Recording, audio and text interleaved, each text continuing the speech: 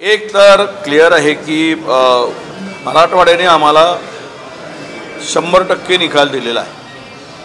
मराठवाड्यात आम्ही 3 लोकसभेच्या जागा लढवल्या, 3ही जागा आम्ही जिंकल्या। म्हणजे आमचा स्ट्राईक रेट हा 100% आहे। त्यामुळे स्वाभाविक आहे की कार्यकर्त्यांच्या भावना असू शकतात, परंतु आम्ही महाविकास आघाडी म्हणूनच या निवडणुकीला सामोरं जाणार आहोत। महाविकास आघाडी आम्ही म्हणून आमची महाविकास आघाडीच निवडणूक लढेल। त्यामध्ये कुठेही काँग्रेस पक्षाने स्वतंत्र निवडणूक लढायचा प्रश्नच उद्भवत नाही। बरं, पण जागा वाटपावर आतापासून जागांची घोषणा करणं सुरू आहे। तुमचे दोन्ही मित्रपक्ष नावांची घोषणा करताय, जागांची घोषणा करताय, अजून ठरायचं आहे ना सगळं? नाही, आता प्रत्येकानं आपल्या पक्षाची चाचपणी करण्याचा, जिथे ज्यांना सिटिंग आहे तिथे त्या ठिकाणी काही ठिकाणी असा प्रकार झाल्याची माहिती आहे। आणि म्हणून मला असं वाटतं की जागा वाटपाचा निर्णय आणि चर्चा, एक पहिली बैठक झाली, लवकरच आमची दुसरी बैठक होणार आहे। आणि त्या बैठकीमध्ये एकदा जागेच्या वाटपाचं सूत्र ठरलं की मग आम्ही एकत्रितरित्या पुढे जाऊ। 16 तारखेचा तारीख ठरलेली आहे की एकत्रित बसून जागा वाटपाचं सूत्र निर्णय घेणार आहे, जागा वाटप होणार आहे। 16 तारखेला षण्मुखानंद सभागृहामध्ये महाराष्ट्रातील 3ही प्रमुख नेत्यांची पदाधिकाऱ्यांची बैठक सभा आम्ही एकत्र आयोजित केलेली आहे। महाराष्ट्रातील प्रत्येक जिल्ह्यातून 3ही पक्षाचे प्रमुख नेते बोलवायचे आणि एक उत्तम समन्वय या 3ही पक्षाचा असावा, जसा लोकसभेमध्ये होता। सगळी मंचावर एकत्र येत होती आणि जिल्हा स्तरावर, तालुका स्तरावर पुढचे कार्यक्रम एकत्र करावेत या पद्धतीनं पुढची आखणी करायसाठी, निर्देश देण्यासाठी ती सभा आहे। बरं, राज ठाकरे आणि उद्धव ठाकरे यांचं काय चाललंय? तुम्ही बघताय एकमेकांच्या ताफ्यांवर हल्ल्यापर्यंत, शेण फेकणं, नारळ फेकणं, सुपाऱ्या फेकणं, यापर्यंत हे सगळं आलंय। कसं करून या सगळ्या? खरं तर मला असं वाटतं की राज ठाकरे हे कन्फ्यूज नेते आहे। कन्फ्यूज नेते यासाठी म्हणतो, तुम्ही मागच्या 6 महिन्याचा, मागच्या 19 पासून त्यांनी घेतलेल्या भूमिकेचं विश्लेषण करा। त्यांना कुठल्या दिशेनं जावं हे कळत नाही। कधी मोदी विरुद्ध बोलतात, कधी मोदींच्या बाजूला बोलतात, कधी टोकाची भूमिका घेऊन शरद पवार साहेबांच्या बाजूला बोलतात, पुन्हा विरोधात बोलतात। शरद पवार सारखे नेते नाही असंही म्हणतात आणि शरद पवार सारखा नेता नाही असंही म्हणतात। म्हणजे हे सगळं जे काही चाललेलं आहे, त्यामुळे त्यांना मला वाटतं की दिशा गवसत नाही आहे की कुठल्या नेमक्या दिशेला ते। एखादा रस्ता 2 बाजूला जाताना माणूस कन्फ्यूज होतो की हा बरोबर की तो बरोबर। अशा द्विधा परिस्थितीमध्ये कदाचित राज ठाकरे हे असावेत असं मला एकूण त्यांच्या आता स्टेटमेंट करून वाटतं। राहिला प्रश्न उद्धवजी आणि राज ठाकरे, खरं तर कोणी कोणावर सुपारी आणि नारळ फेकू नये, हे महाराष्ट्राच्या संस्कृतीला हे पचणारं नाही। महाराष्ट्रातील लोकांना अशा प्रकारच्या गोष्टी सहन होत नाही, ते खपवून घेत नाही। म्हणून असे प्रकार टाळावेत हा मला असं वाटतं। आणि त्याही पलीकडे जाऊन हे सगळे वाद निर्माण करून काल मुख्यमंत्री यामध्ये उडी घेतली। म्हणजे मुख्य प्रश्नांना बगल देण्यासाठी हे सगळे प्रश्न पुढे असे एकमेकाच्या विरुद्ध चिखलफेक पुढे आणायचा आणि तिजोरी लुटत राहायची। ध्यान बटाओ और माल खाओ हा नवीन नारा महाराष्ट्रात आता पुढे येईल। लक्ष विचलित करायचं, लक्ष दुसरीकडे डायव्हर्ट करायचा आणि तिजोरीची मस्तपैकी लूट करत राहायची। सगळे टेंडर काढत राहा, मॅनेज करत राहा, 40%, 30% अबाउट टेंडर देत राहा.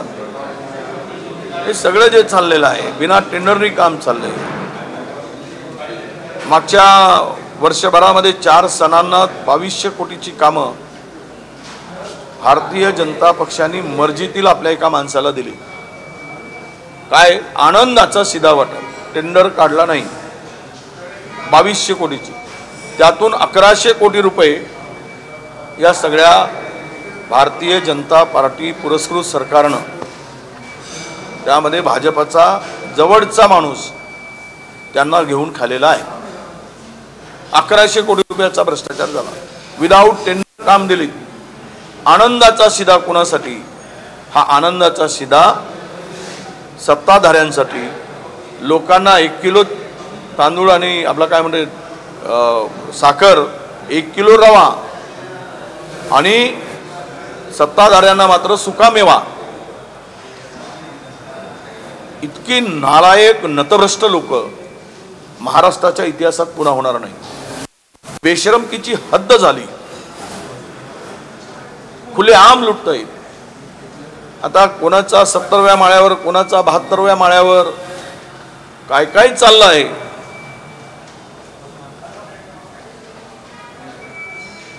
म्हणजे कुबेर झाल्यासारखे वागतायत. कुबेराकडे धन कमी असेल, पण आता खोकेबाज लोकांच्याकडे धन जास्त झालेलं आहे. लुटलं ओरबडून खाली तिजोरी, ओरबडून.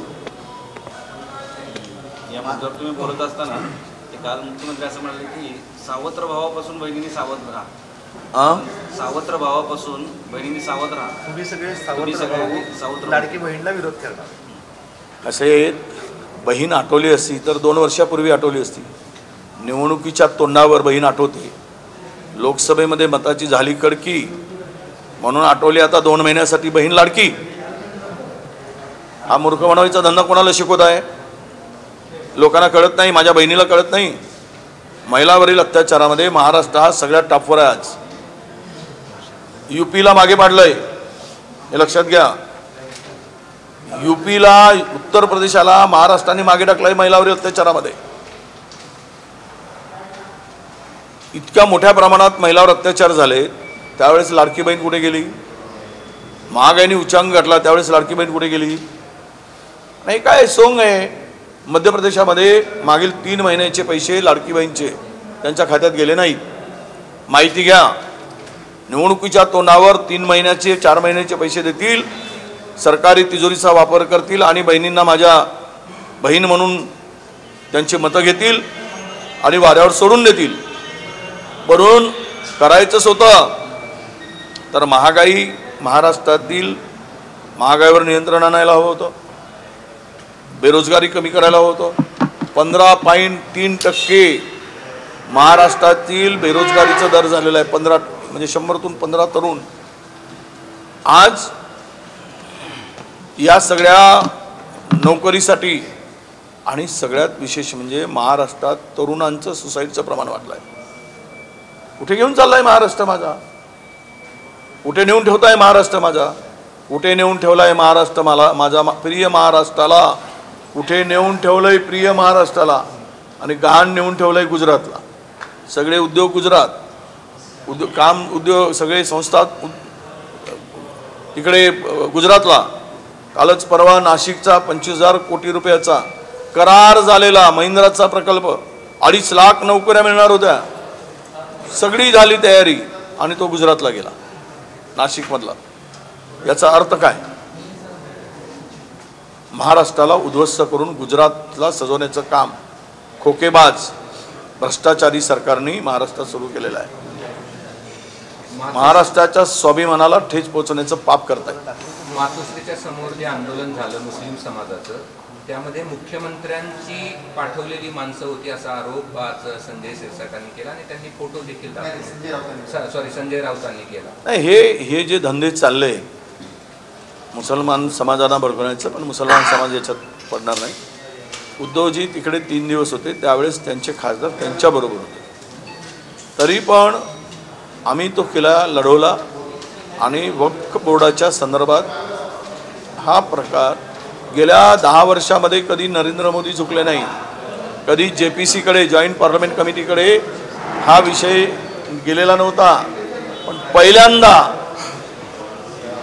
या विषयाला घेऊन विरोधक आक्रमक होते आणि तो विषय जॉईंट पार्लमेंट कमिटीकडे पाठवावा लागला, JPC-कडे पाठवावा लागला. हा खरा विजय होता. ती कणकण काय आहे मुख्यमंत्र्यांची, आणि मला वाटतं काही MIMची लोकसुद्धा होती असं माहिती मिळाली. अशी माहिती आहे, आता खरं काय की त्यांनी शोधावे. पण संजय राऊत म्हणतात ते 100% खरं आहे.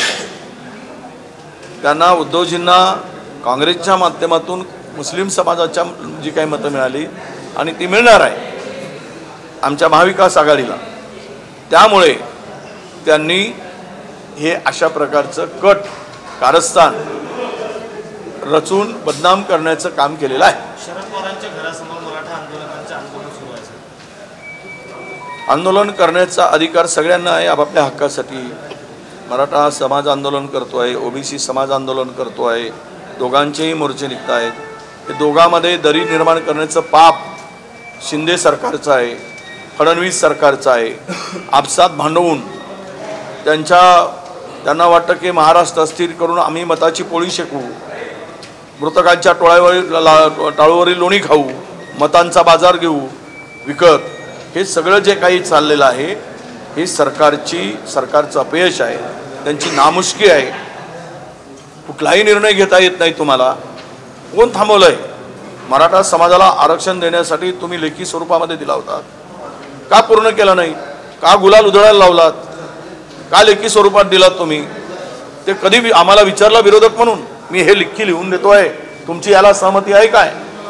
हे आंदोलन आम्ही संपवत आहे. त्यावेळेस विरोधक म्हणून कधी बोलवायची गरज पडली नाही का मराठा समाजाचा? आता गळ्यात फसल्यानंतर हड्डी, मग आता बोलायचं विरोधकांना की विरोधक आले नाहीत. आम्ही का म्हणून जावं? 202 लोकांचा तुम्हाला पाठिंबा आहे. तुम्ही घ्या ना विधानसभेमध्ये बिल आणून निर्णय. तुमचे हात का लकवा मारलाय तुमच्या हाताला सही करताना मराठा समाजाच्या आरक्षणाच्या संदर्भात, आणि विरोधकाकडे बोट दाखवत आहे. का घेत नाही निर्णय? तुम्ही घ्या निर्णय. आम्ही कोण अडवणार आहे? आमच्या हातात आहे काय? 80 आमदार आमच्या हातात नाहीत. हे सगळा बकवास आहे, हे बनवा बनवी आहे. एकाने OBC समाजाला भडकवायचं, दुसऱ्याने मराठा समाजाला भडकवायचा. माझं एवढंच म्हणणं आहे, राहुलजींनी सांगितलं त्याला समर्थन द्या. आमचे नेते जनगणना करा, जातनिहाय, ज्याची जेवढी संख्या तेवढा त्यांना अधिकार द्या. काम संपलं. हेच आमची मागणी असणार आहे. आणि म्हणून पवारसाहेबांच्या पुढे जो आंदोलन सुरू असेल तर तो त्यांचा अधिकार आहे. पुढे जाऊन आम्हाला भेटायला आलेत, आम्ही पण ऐकून घेतलं. शेवट ज्यांच्या भावना महाराष्ट्रातील जनतेच्या ऐकणं आणि त्यावर मार्ग काढायचा अधिकार ज्या दिवशी प्राप्त होईल आम्हाला, त्या दिवशी त्यावर मार्ग निघेल आणि मराठा समाजाचा प्रश्न सुटेल. काय करायला हवं, तुम्ही काय कुठली तयारी आहे? नाही, यांचा लकवा दुरुस्त करायचा तर लकवा मारल्यांना आम्हाला सत्तेच्या बाहेरच करावं लागेल. यांना आम्हाला आमच्या हातात सत्ता येऊ द्या, हे सगळे प्रश्न आम्ही सोडून टाकू. जरांगे पाटलांची तुम्ही त्याला सहमत आहात? जरांगे पाटलांची जी मागणी आहे त्याला तुम्ही सहमत आहात? जरांगे पाटलांची मागणी 100% कोणीही करू शकत नाही, परंतु आरक्षणाचा तिढा, त्या समाजाला अधिकार, हा नक्की आम्ही आमच्या राज्याच्या माध्यमातून करू, एवढा तुम्हाला विश्वास आहे. 100% कोणीही करू शकणार नाही. यासाठी म्हणतो की काही गोष्टी राज्याच्या हातात असतील तर काही केंद्राच्या हातात. त्यावरचा रामबाण उपाय मी एकच सांगितला, जातनिहाय जनगणना करून त्या समाजाला अधिकार देणं, तो पहिला निर्णय आम्ही करू जातनिहाय जनगणनेचा महाराष्ट्रामध्ये. राष्ट्रवादीचे खासदार आहेत माते, त्यांनी असं सांगितलंय की मुख्यमंत्रीचा चेहरा म्हणून उद्धव ठाकरे यांनी राहावं. त्यामुळे महाविकास आघाडीमध्ये तुम्हाला वाटतं का मुख्यमंत्रीचा चेहरा उद्धव ठाकरे असू शकतात किंवा त्यांनी राहायला पाहिजे? नाही, अजून तरी महाविकास आघाडीच्या बैठकामध्ये असं काही ठरलेलं नाही. पहिले आम्ही महाविकास आघाडी म्हणून एकत्र निवडणुकीला सामोरं जावं. उद्धव ठाकरेजींनी साहेबांनी चांगलं काम केलं, याबद्दल वाद नाही. 2.5 वर्ष ते महाराष्ट्राचे मुख्यमंत्री होते. कोरोनासारखं संकट होतं. देशामध्ये उत्तम काम करणारे मुख्यमंत्री म्हणून आणि त्यावेळच्या महाविकास आघाडी सरकारची नाव देशभर मोठं झालं. पण त्यावेळेच्या निवडणुका झाल्या त्या आफ्टर पोल झाल्या. आम्ही वेगळे लढलो होतो. आणि वेगळे लढून एकत्र येऊन सरकार स्थापन केलं होतं. आता मात्र आम्ही एकत्र लढत आहोत आणि एकत्र लढत असताना एकत्ररित्या बसून निर्णय घेणं आणि चेहरा ठरवणं हे काही कालावधीमध्ये होईल. हायकमांड त्या संदर्भात निर्णय घेतील किंवा मग निवडणूक झाल्यानंतर सगळे आमदार बसून ठरवतील. तो आत्ताचा प्रश्न आमच्या पुढे नाही. आम्हाला हे लुटारूचं सरकार, दरोडेखोराचं सरकार या सत्तेतून हाकलणं हाच आमचा उद्देश आहे. संजय राऊत रोज म्हणतात ना उद्धवजी चेहरा आहे म्हणून. तो प्रश्नच नाही, त्या पक्षाचा तो अधिकार आहे. महाविकास आघाडीचा मुख्यमंत्री पदाचा चेहरा उद्धव ठाकरे आहे असं म्हणतायत. तो त्यांचा अधिकार आहे. महाविकास आघाडी म्हणून आम्ही एकत्र बसलो नाही. तुमच्याकडचा कोण? आमच्याकडे चेहरा कधीच ठरत नसतो, तो वेळेवरच ठरतो. तुम्ही आता असं म्हणाले की ओबीसी आणि मराठामध्ये केंद्र सरकार म्हणजे आताचं सरकार मतभेद भांडणं लावत आहे. असं म्हणताय. पण 2 दिवसापूर्वी राज ठाकरे असं म्हणाले की हे सगळं कारस्थान उद्धव ठाकरे आणि शरद पवार हेच करतात. नाही, ती भाषा आता मोदी साहेबांची भाषा त्यांच्या मुखामध्ये रोज येते आहे. लपून राहिलेलं नाही लोकसभेपासून. संजय राऊत म्हणतात की अरे एक मिनिट एवढं बोले ना. सर लोकसभेपासून ती भाषा त्यांची स्वतःची नाही तर ती त्यांची भाषा आहे असं मला वाटतं. मोदी साहेबांची भाषा आहे, पंतप्रधानांच्या भाषेत बोलतायत. मुद्द्यावर पण आलेले आहेत. ते म्हणतात की बघून आमचे मनसेचे कार्यकर्ते पाठ वगैरे बघा घरी जाऊन आरशात वगैरे असं नाही. हे आता धमकी बिमकी देऊन महाराष्ट्राच्या जनतेला तुम्ही मतं घेऊ शकत नाही. धमकीनं हे राज्य कोणापुढे झुकलेलं नाही. धमक्या वगैरे देणं लोकशाहीमध्ये योग्य नाही. हे सगळे झालेत, त्यांनी केलं, त्याला यांनी केलं. पडदा टाकावा, महाराष्ट्राच्या संस्कृतीला साजेल असं वागावं अशी आमची त्यांना विनंती आहे. त्यांना जी प्रतिक्रिया मराठवाड्यात मिळाली काही ठिकाणी त्यांना सुपाऱ्या टाकल्या वगैरे. मी सांगितलं, कोणी सुपारी टाकू नये ना कोणी नारळ फोडू. हे महाराष्ट्राच्या संस्कृतीला साजेसं नाही, हे त्याचं उत्तर आहे. मातोश्रीवर काही दिवसांपूर्वी आंदोलन झालं होतं, मराठा समाजाचं आंदोलन म्हणून. त्यात भाजपचे पदाधिकारी आढळले होते.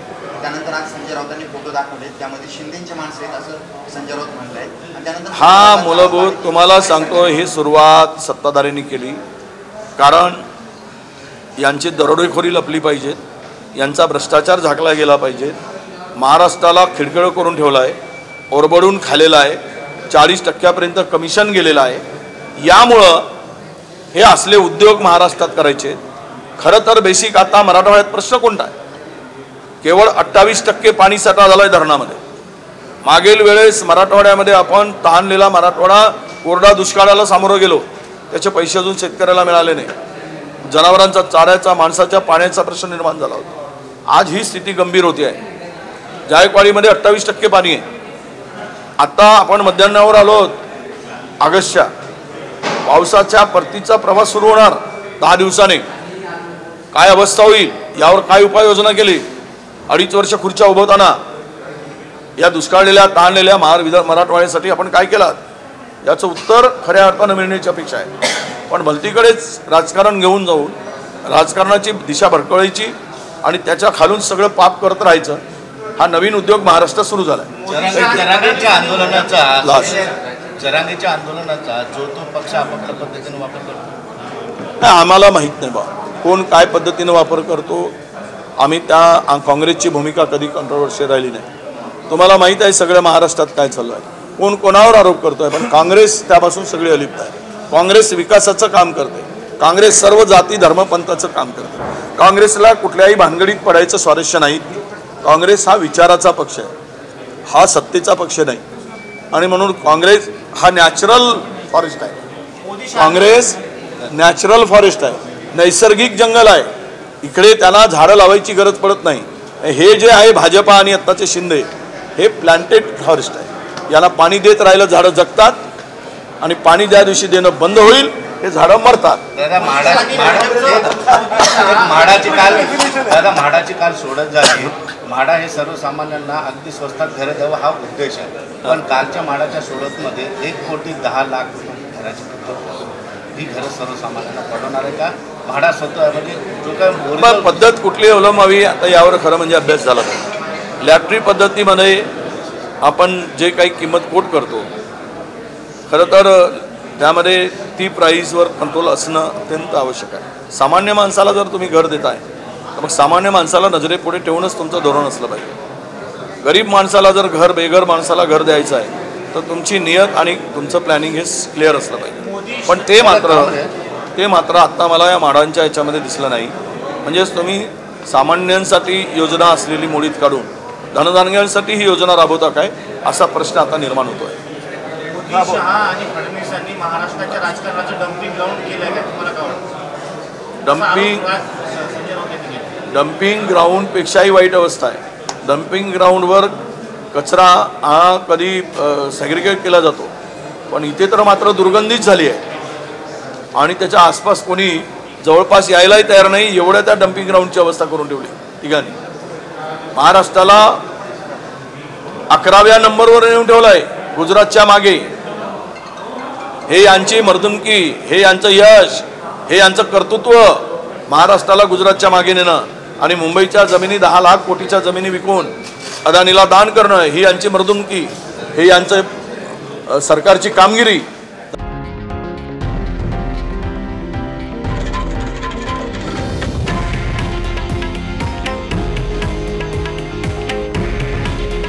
हे आहे देशातील नंबर 1 न्यूज नेटवर्क आणि आपण पाहत आहात TV9 मराठी. काळजी तुमची, हित महाराष्ट्राचं.